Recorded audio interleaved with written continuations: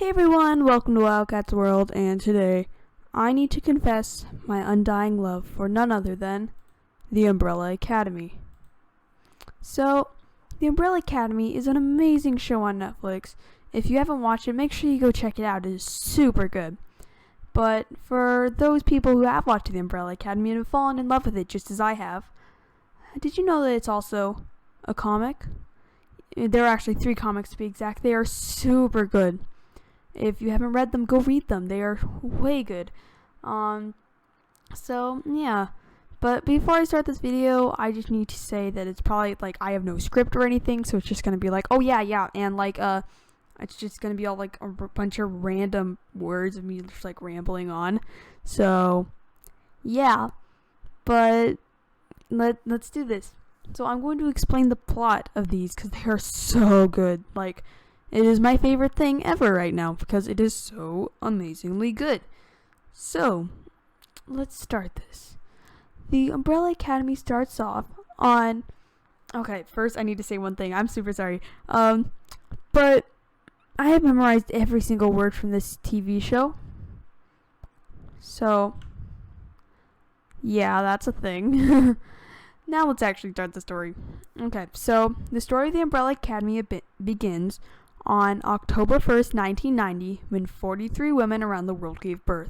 This was extremely odd considering that none of the women had been pregnant when the day began. They produced so many extraordinary children. They all had the power to do amazing things. So this billionaire guy named Reginald Hargreaves went around trying to collect and buy all the children. But he only got 7. And there are these 7 right here. They possess extraordinary abilities. This one right here, named Luther, had the power of super strength. He had the power of being able to control anything he throws. Allison has the power of being able to tell someone to do something and they'll have to do it. It's like mind control. And Klaus right here has the power to move things with his mind and talk to the dead. This guy right here, who's number 5, has the power to jump through space as well as through time. And this lady right here, named Vanya, has absolutely no power whatsoever. So one day, number 5, which is once again this guy right here, he jumped into the future. And because he was unprepared to jump through the future, he got stuck in it for 60 years if you go by the book standards. But if you go by the movie, I believe he was in there for 46. Yeah. So basically, what then happened was on the day that their father died, well, Reginald Hargreaves, who was like not their real father, but the guy who bought them all, they all came back to the academy. And that was the same day that number 5 came back from the apocalypse. Well, yeah, by the way, he was inside of the apocalypse. He came back from the future. And he said, dude, there's an apocalypse in the future and we need to stop it. And everyone's like, oh yeah, we totally need to stop that. And yeah, and basically none of them really do anything throughout the whole book about it. They all have kind of their own little plots. But the main plots are the Vanya plot and the number 5 plot. Basically number 5 just looking around trying to find a way to stop the apocalypse. And in one scene in particular, let's see if I can find it. I don't think I can. Okay. But in one scene in particular, you figure out... Oh, it's actually the scene. You figure out that he may not be exactly who he seems. He may have done some things, and...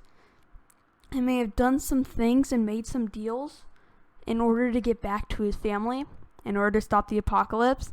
And he got, like, inside this weird commission thing. And I'm not going to spoil it, because this is like my favorite plot in the whole thing.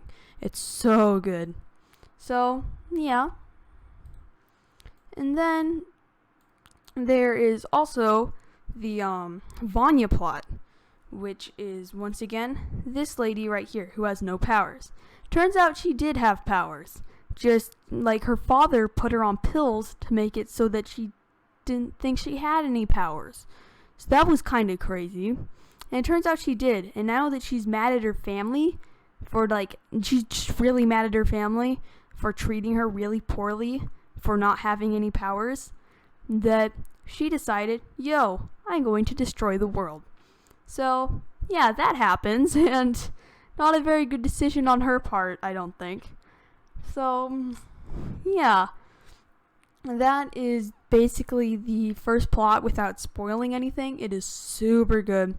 If you haven't watched it, make sure you go check it out. It is absolutely amazing. I probably didn't explain it that good because I'm really bad at explaining things, but it is super good. You have to watch it right now.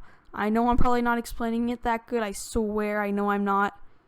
But just make sure you go watch it, because if you don't watch it, you're going to regret it, because it is so good.